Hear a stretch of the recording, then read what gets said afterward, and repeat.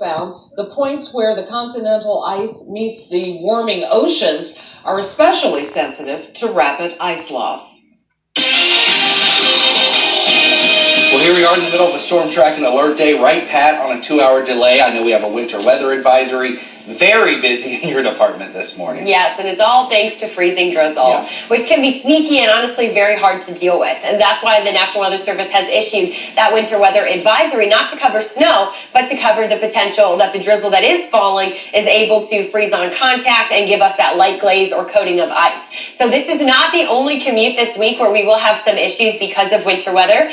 For today, it's just the morning drive where we have some freezing drizzle. Tomorrow, we have the potential for scattered snow showers in the morning and possibly some rain showers then for the evening commute. So our first system will arrive on Thursday. We get a break Friday and then Saturday and Sunday dealing with that potential winter storm that could bring with it here some accumulating snow, possibly freezing rain and even some sleet. So we'll be watching as that system develops. It has not even developed yet, but once it does, we'll be able to paint the picture a little bit clearer on the track, and that will give us whether we see accumulating snow or not. So this winter weather advisory here, it does continue until 9 a.m., going all the way through our morning commute, really until temperatures will rise well into the 30s, into the mid-30s. That'll help to diminish that threat for freezing drizzle. But looking live outside, you can see the roads here look wet. Well, indeed, we do still have the chance for some of those wet spots to actually be a little black ice.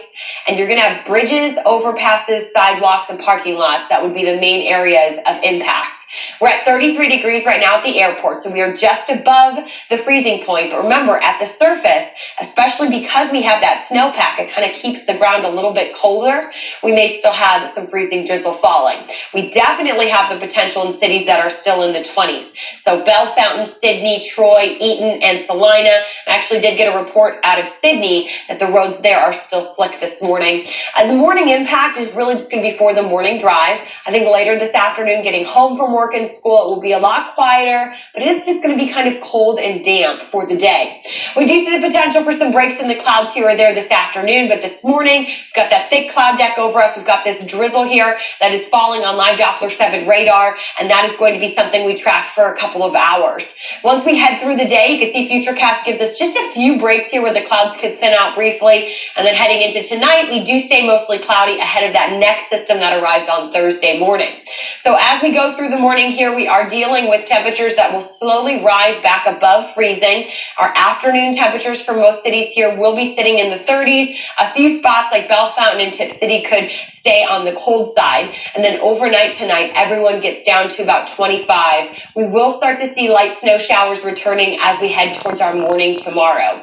I'll show you that on Futurecast. So 5:30, we're starting to see some of the scattered light snow. Really builds in during the morning commute. So we'll have scattered snow showers across most of the Miami Valley at that point. And then into the afternoon hours, we get warm enough that we do transition over to some scattered rain before all of this fizzles out into the evening. So it's not going to be as much moisture as what we had last weekend, but it will be a system that could give us a light snow accumulation. And really the timing of it for the morning tomorrow is what we really have to keep a close eye on. Tomorrow afternoon, you can see a lot of us are well into the mid-30s, which is why we'd see that transition to rain. Our 5-day forecast then does keep that potential around as we head into the weekend. We'll talk more about that and the big drop in temperatures by Sunday. We bring you weather and traffic every 10 minutes. Let's check in with Sergeant Mark. Well, good morning, Kirstie. Already we've had some accident activity just reported within the last couple of minutes. Now, we have Traffic Tracker giving us a live look at a situation on I-675. This is just a little south of 70. You see that vehicle on the right of the screen, kind of center right of the screen with the flashing lights on. That vehicle slid off the road and went into the median. Then the far left, if you see another flashing light there, when Traffic Tracker pulled up, that vehicle lost control on the other side of the road, on the northbound side of 675, and spun out. So we have an area right here on 675. Obviously, we've had some icy conditions develop here along 675, and that's what we're going to be seeing this morning. I just heard a fire crew trying to respond to an accident at Peters Pike at Wolf Creek.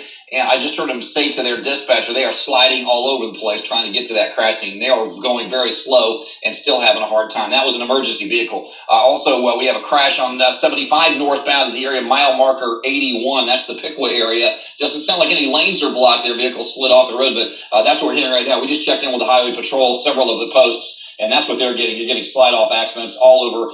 They said it's really just 675, Interstate 75. That's the situation that we're in right now. I'm Sergeant Mark Bauer, WHIO Team Traffic. Slide-off's absolutely starting to pile up, so use caution if you can. It is 521, 33 degrees. We do want to mention school delays now scrolling at the bottom of the screen. 17 of them, including Dayton Public Schools and Wright-Patterson Air Force Base, also operating on a delay, so be careful out there.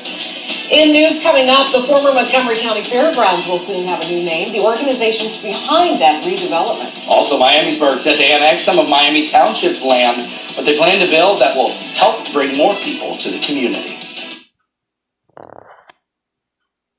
Dayton's newest radio station. The hits of the 80s. 95.3 and 101.1. The Eagle. Play today.